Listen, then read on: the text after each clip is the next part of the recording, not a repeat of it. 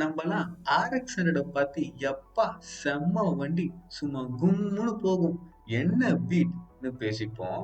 ஆனா அதே two stroke engine கேட்டகரியில த்ரீ சிலிண்டர்ஸ், ஒன்னு இல்ல ரெண்டு இல்ல மூணு சிலிண்டர் வச்சு 53 horse power and 53 newton metre torque produce பண்ற ஒரு 550 சிசி வண்டி சுசுகில இருந்து இருக்குன்னு தெரியுமா?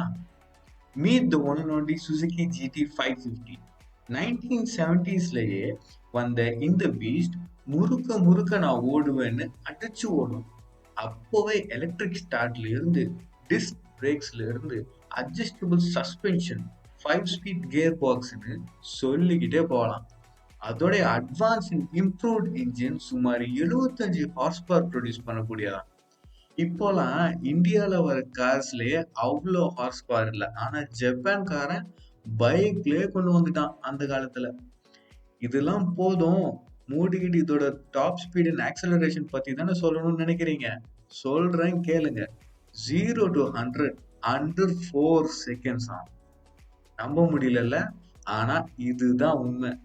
250 kgs வண்டி டாப் ஸ்பீட் கதைக்கு வந்தா 185 கிலோமீட்டர்ஸ் பெர் ஹவர் போகக்கூடிய கெப்பாசிட்டியா.